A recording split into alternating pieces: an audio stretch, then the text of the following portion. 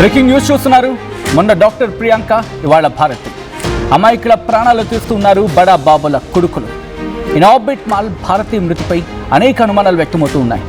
కారుతో ఢీకొట్టి భారతిని చంపేశాడు ఎంపీ లింగమనేని రమేష్ కొడుకు సంజూష్.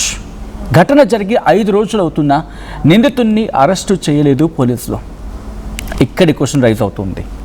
ఎంపీ కొడుకైతే ఎవరినైనా ఢీకొచ్చి చంపచ్చా?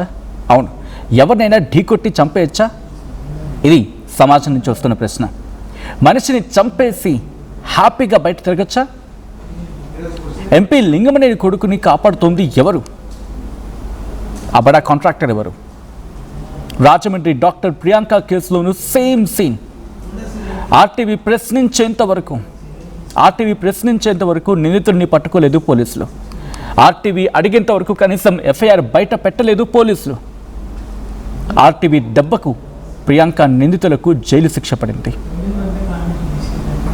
అండ్ ఈరోజు ఆర్టీవీనే ఈ విషయాన్ని మీ ముందుకు తీసుకొచ్చింది. ఆ విజువల్స్ మీరు చూస్తున్నారు. బ్రీత్ అనలైజర్ చెకప్స్ కావచ్చు, ఇవన్నీ కూడా. కార్తో ఢీకొట్టిన ఘటన ఒక్కసారిగా సంచలనంగా మారింది. అదిగో ఆ కార్, అది TG09G06666. ఇనార్బిట్ మాల్ దగ్గర భారతి మృతి ఒక్కసారిగా అందరినీ షాక్ గురి చేసింది. కారుతో వచ్చి ఢీకొట్టేసి, అంటే ఏ స్థాయిలో ప్రమాదం జరిగిందో ఒక్కసారి ఊహించండి. ఎప్పుడైతే ఈ కార్ని ఢీకొట్టిందో తీవ్ర రక్తస్రావంతో పడున్న ఆ మహిళని, ఆ భారతిని హాస్పిటల్కి తరలించిన సందర్భంలో, హాస్పిటల్కి తరలించగానే తను చనిపోయిందని చెప్పి వైద్యులు నిర్ధారించారంటే అర్థం చేసుకోవచ్చు ఆ ఘటన తీవ్రత. అంటే ఎంత వేగంతో వచ్చి ఉండాలి. ఇది ఒక ఎత్తు. ఢీకొట్టిన తర్వాత ఆ స్థానంలో ఒక సాధారణ వ్యక్తి, ఒక కామన్ మ్యాన్ ఉంటే ఇలాగే వ్యవహరిస్తారా? ఇదే స్థానంలో ఒక కామన్ మ్యాన్ ఉండి అక్కడ ఒక సెలబ్రిటీ అయ్యి ఉంటే కనుక, భారతీయ స్థానంలో ఒక సెలబ్రిటీలో లేకపోతే నోన్ ఫేసో అయ్యి ఉంటే కనుక ఇలాగే విడిచిపెడతారా? ఎంత సెన్సేషనైజ్ చేసేవాళ్ళు ఈ పాటికి. ఆ వెహికల్ని మీరే బయట పెట్టేటివాళ్ళు, ప్రెస్ మీట్ పెట్టి ఈ విషయాన్ని బయట చెప్పేటివాళ్ళు. కానీ ఈరోజు మళ్ళీ ఆర్టీవీ ప్రశ్నించేంత వరకు విషయం బయటకు రాలేదు. బయట సమాజానికి విషయం ఎలా బయటకు వచ్చింది? ఎవరు ఆ కాంట్రాక్టర్? హూ ఇస్ ద బడా కాంట్రాక్టర్? ఎందుకు కాపాడే ప్రయత్నం? ఎందుకు వ్యవస్థ మీద ఒత్తిడి తీసుకొచ్చే ప్రయత్నం? మీరు అడగచ్చు కాక, మీరు అలా చెప్తారని చెప్పి. ఒక్కసారి ఎఫ్ఐఆర్ కాపీ నేను మీకు చూపించే ప్రయత్నం చేస్తా.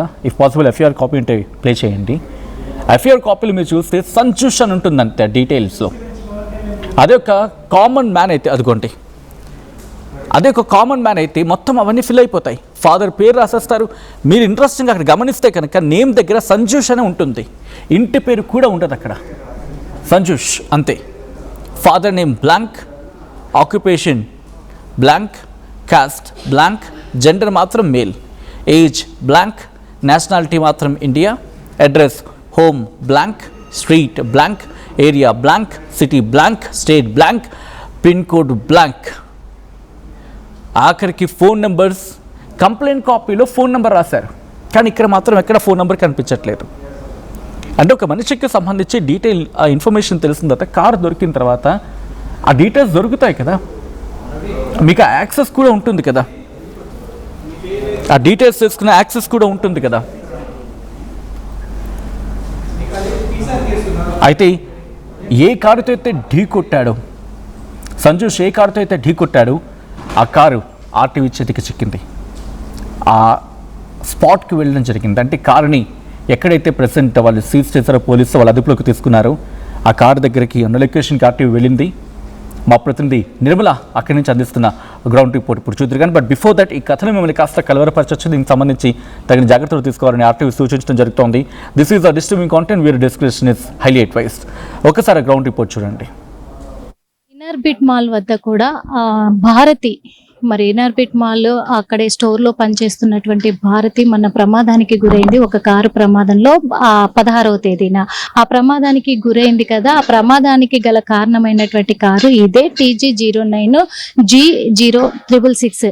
ఈ కారులోనే ఆ ప్రమాదం జరిగిన తర్వాత ఇంజూస్ మళ్ళీ అందరు కూడా స్థానికులంతా కూడా అడ్డుకొని తనని ఆపే ప్రయత్నం చేసినప్పటికీ అప్పుడు ఆగిపోయి కూడా తను ఇదే కారులో ఇక్కడ ఇదే వెనక సీట్లో మనకు కనిపిస్తూ ఉంది. ఈ వెనక సీట్లోనే భారతిని ఇందులోనే తీసుకొని వెళ్ళడం కూడా జరిగింది. భారతి పూజ ఇద్దరు కూడా 3 గంటల సమయం, మధ్యాహ్నం 3 గంటల సమయంలో ఇన్ఆర్బిట్ మాల్ కి ఎదురుగా ఉన్నటువంటి ఫుడ్ స్టాల్స్ ఏవైతే ఉన్నాయో ఆ ఫుడ్ స్టాల్స్ దగ్గరికి వెళ్ళి ఫుడ్ తీసుకొని మళ్ళీ వాళ్ళు రోడ్డు క్రాస్ చేసి ఇటు ఇన్ఆర్బిట్ మాల్ లోకి వెళ్లే తరుణంలోనే ఇక్కడ ఈ ప్రమాదానికి గురయ్యారు. వాళ్ళిద్దరు రోడ్డు దాటుకుంటున్న సమయంలో కూడా అప్పుడే ఇంజూస్ కారు దూసుకురావడం కూడా జరిగింది. దూసుకొచ్చిన సమయంలో పూజనేమో తను కొంచెం వెనక్కి ఉండడము, ఫ్రంట్ లో ఇక్కడ భారతి ఉండడంతో భారతిని ఢీ కొట్టిన తరుణాలు అయితే మనకి క్లియర్ గా కనిపిస్తా ఉన్నాయి. ఇక్కడే మనకి లోపల కనిపిస్తా ఉంది. ఈ వెనక సీట్ లోనే అయితే తనని ఢీ కొట్టిన తర్వాత కూడా తను వెళ్ళిపోయే ప్రయత్నం చేసినప్పటికీ స్థానికులంతా ఆపడంతో తను భయాందోళనకు గురై కూడా అమ్మాయిని ఇందులోనే తీసుకొని వెళ్ళి మనకు ఇక్కడ బంజారా హిల్స్ అపోలో ఆసుపత్రికి అయితే చేర్చడం జరిగింది. అక్కడికి తీసుకెళ్లి అక్కడ చూపించే సమయంలోనే అప్పటికే తను మృతి చెందినట్టుగా డాక్టర్లు అయితే నిర్ధారించడం జరిగింది. దానికి గల కారణం ఇప్పుడు ఆ బంజారా హిల్స్ హాస్పిటల్ కి తీసుకెళ్ళింది కూడా, అపోలో హాస్పిటల్ కి తీసుకెళ్ళింది కూడా ఇదే కారులోనే అక్కడికి తీసుకెళ్లాడు. తీసుకెళ్లిన తర్వాత అక్కడ నిర్ధారించిన తర్వాత కూడా తనను మరి పోలీసులు విచారించే ప్రక్రియలో 19వ తేదీన తనని విచారణకి కూడా పిలవడం జరిగింది. తను విచారణకి హాజరయ్యాడు. అతనికి డ్రగ్ టెస్ట్ కానీ ఇటు మద్యం సేవించాడా ఎలా అని చెప్పేసి కూడా వాళ్ళు పోలీసులు అయితే మాదాపూర్ పోలీసులు టెస్ట్ చేయడం కూడా జరిగింది. ఆ టెస్ట్ లో నిర్ధారణలో భాగంగానే తనకి ఎటువంటి పాజిటివ్ రాలేదు, అంత నెగిటివ్ వచ్చింది. కాబట్టి మళ్ళీ తనని నోటీసులు జారీ చేసి రిలీజ్ చేయడం కూడా జరిగింది. అంటే ఇప్పటి వరకు అయితే అదుపులోకి తీసుకోలేదు ఇంజెస్ ని. మరి అదుపులోకి తీసుకొని అరెస్ట్ ఎందుకు చేయలేదు అని అంటే ఇంకా దర్యాప్తు కొనసాగిస్తున్నాము అని చెప్పేసి చెప్తున్నమాట. హై స్పీడ్ లో ఉన్నాడు అని చెప్పేసి అనడానికి నిదర్శనంగా ఇక్కడ ఇగో లైట్ పగిలిపోయింది. పాపము ఆ అమ్మాయిని ఏ రేంజ్ లో ఢీ కొట్టింది కారు అనేది అయితే మనం చూస్తూ ఉన్నాము. ఇక్కడ మొత్తం కూడా ఇదంతా పగిలిపోయి పార్ట్ అంతా లైట్ మొత్తం ఇంజూరీ అయిపోయింది. ఇక్కడ చిన్న డ్యామేజ్ కూడా అయ్యింది. మరి ఇది చాలా అంటే చాలా హెవీ వెహికల్, అందులో ఒకటి చాలా కాస్ట్ వెహికల్.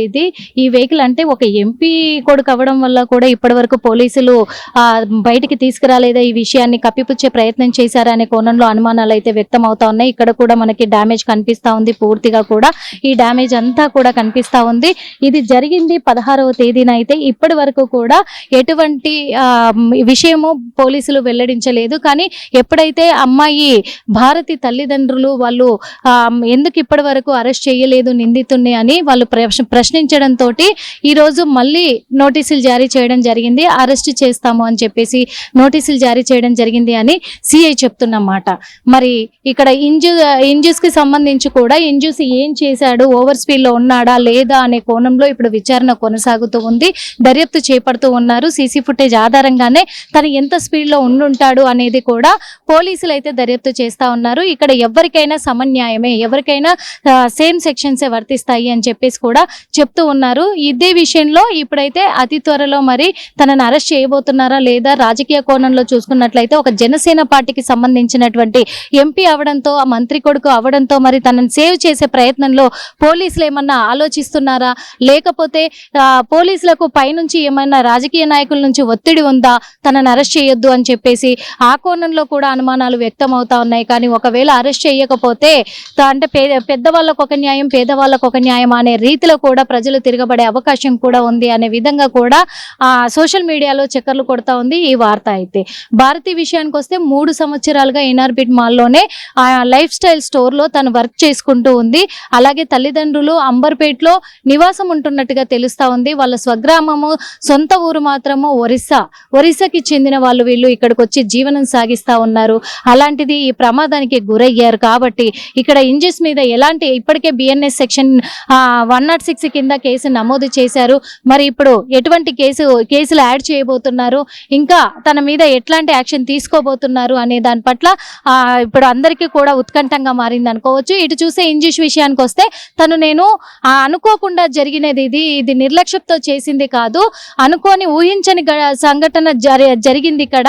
నేను అప్పటికి చాలా కంట్రోల్ చేయాలి అనుకున్నాను, కానీ జరిగింది, విషయం అయితే జరిగింది. నా కారులోనే నేను తీసుకెళ్లాను హాస్పిటల్ కూడా, నేనే అక్కడికి తీసుకెళ్లడం జరిగింది. అలాంటిది నేను తప్పు చెయ్యను. ఇంకొక విషయం, నేను కుటుంబానికి, అమ్మాయి ఫ్యామిలీకి ఖచ్చితంగా నేను అండగా నిలబడతాను అని ఇంజూస్ చెప్తున్న మాటగా పోలీసులు చెప్తూ ఉన్నారు. ఇది ఎంతవరకు కొనసాగబోతుంది అనేది కూడా మనం చూడాల్సి ఉంది. మరి ఇంజూస్ ని పోలీసులు అరెస్ట్ చేయబోతున్నారా, ఇంకా ఎటువంటి విషయాలు బయట పెట్టబోతున్నారా అనేది వేచి చూద్దాం. కెమెరామెన్ విజయ్తో నిర్మల, ఆర్టీవీ. ఇదే అంశానికి సంబంధించి మరింత సమాచారం తెలుసుకునే ప్రయత్నం చేద్దాం. నేరుగా ఇదే అంశం మీద ఎటువంటి ఇన్వెస్టిగేషన్ జరుగుతోంది, డీటెయిల్ ఇన్ఫర్మేషన్ అందించేందుకు మా ఏపీ ఇన్పుట్ ఎడిటర్ కృష్ణమోహన్ సిద్ధంగా ఉన్నారు. కృష్ణమోహన్, ప్రస్తుతం ఇది రాజకీయ ప్రకంపనకు దారితీసే అవకాశం కనిపిస్తోంది కాబట్టి ఎటువంటి ఇన్వెస్టిగేషన్ జరుగుతూ ఉంది, అక్కడికి ఏమైనా వచ్చాడా, లేకపోతే పోలీసులను పట్టుకునే ప్రయత్నాలు జరుగుతూ ఉన్నాయా? అప్డేట్స్ ఏంటండి?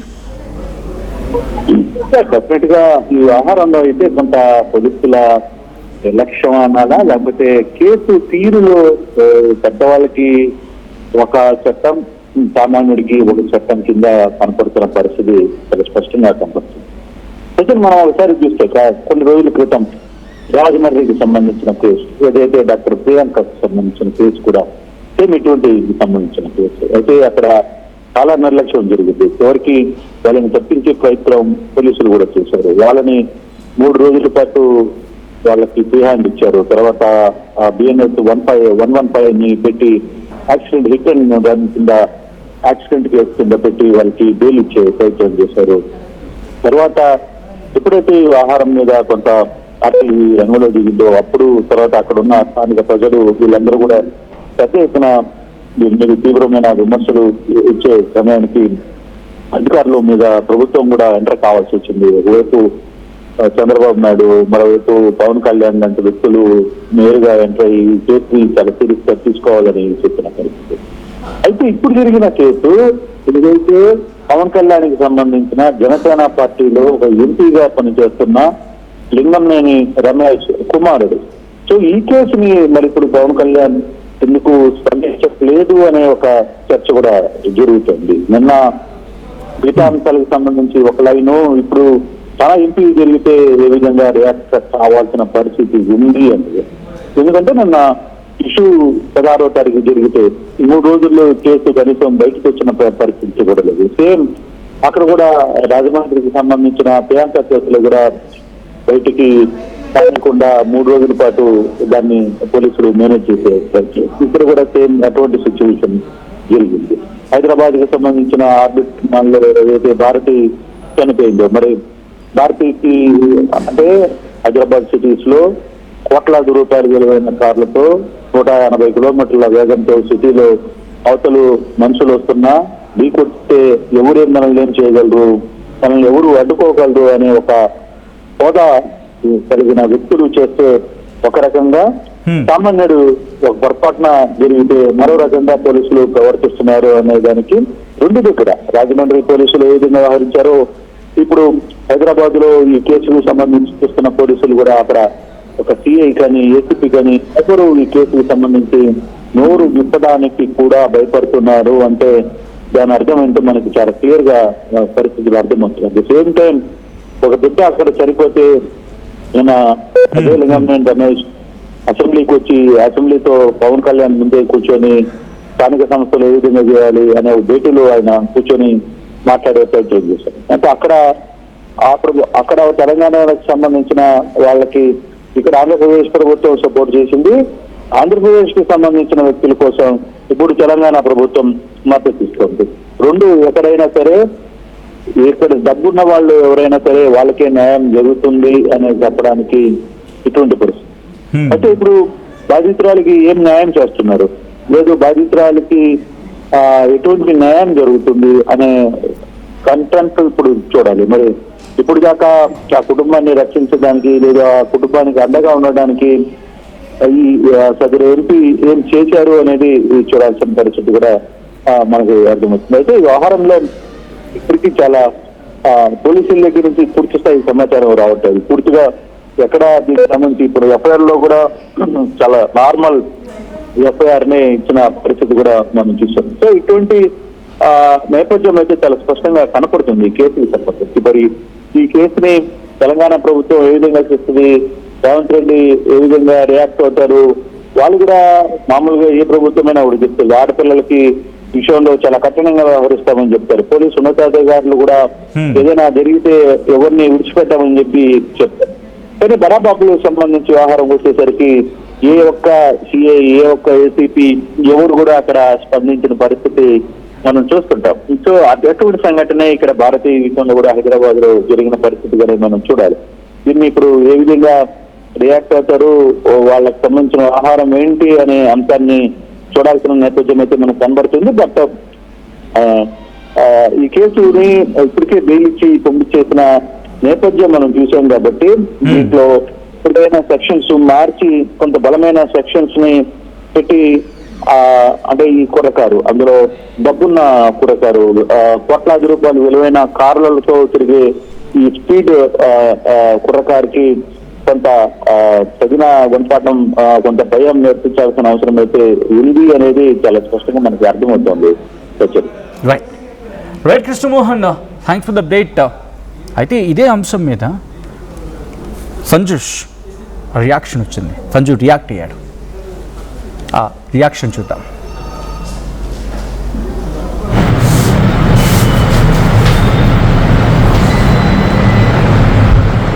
ఏం పేరు బాబు? ఎల్ సంజూష్. ఏజ్ 21. పెట్టు होता मళ్ళీ వస్తలేదు, ఒక గాలి బయటకు వస్తుంది.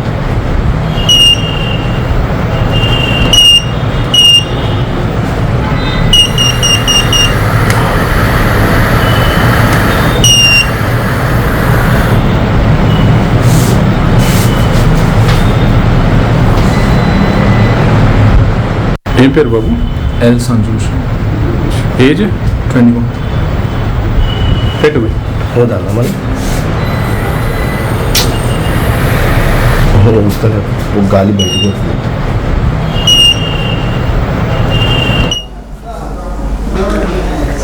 రైట్, అది అక్కడ పోలీసులు అడిగింది.